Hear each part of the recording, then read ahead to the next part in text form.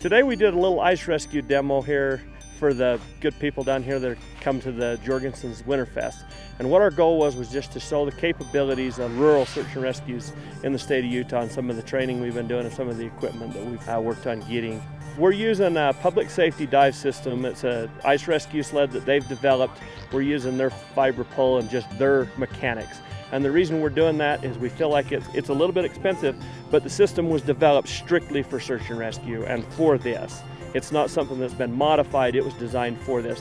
And so it was designed to go through water, if you've got water on the edge, because lots of times if you go out on spring ice, the water is gone around the ice. So we got to get through the water, get onto the ice, and get to the patient.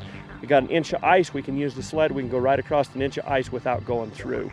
We can get the person on the sled, we can bring them back through the same environment without them getting wet again. So if you've got a person that went into this cold environment and they've got hypothermia now from the water, you have to treat that patient as a trauma patient because of the nerve damage and things that have done to that patient. So if we treat them well, we don't bounce them up, jar them on the corners of the ice, beat them up, they've got a lot better recovery long term. So I'm sure you've heard of the 1-10-1 rule. If you go through the ice, you have 1 minute to get your catch your breath and get your wits about you. You have 10 minutes to get yourself out of the environment, try to get yourself on the ice, whatever you can do, and then you have 1 hour to survive if you can get yourself out. What we're doing, our goal is to get to people that have gone through the ice with this system and be able to recover them and hopefully so they have a good quality of life after the fact, and we do it the right way. If you're traveling in the backcountry, everyone in your group needs to carry the proper rescue gear. That includes avalanche transceiver, a shovel, and a probe for every member of your party.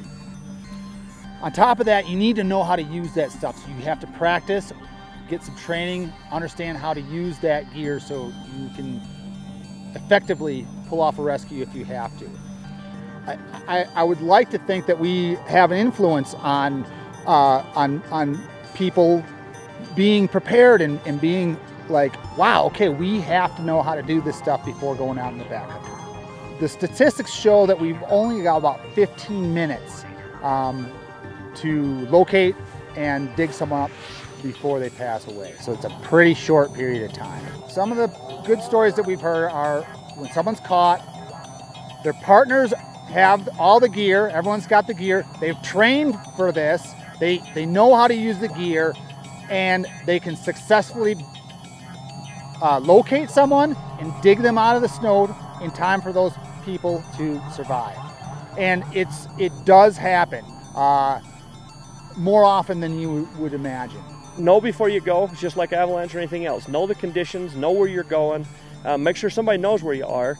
Have the ability to be able to get yourself out. You'll see some of the self-rescue methods we employed by using your fishing pole, your ice awls, even just body mechanics, knowing how to do it. But make sure that you know before you get on the ice the conditions that you're getting into. Noisy ice is good ice. I don't like cracks, it scares me. Personally, I don't like ice. This ice is obviously quite thick. We spent an hour cutting a hole in it. It's a foot thick ice. Last week when we did our training, our ice was only 4 inches thick, which was a little bit different to work on. It was making noise all day. 4 inches is safe for people. They tell me that 2 inches is safe. I don't want to go out on 2 inches of ice. I don't mind this 1 foot ice, it's good with me. Just make sure you're equipped. Whatever you're doing in the outdoors, go enjoy the great outdoors of Utah, but always go equipped and always have the equipment you need. Warm gear, whatever it takes, spend the extra money and get the right gear and right equipment.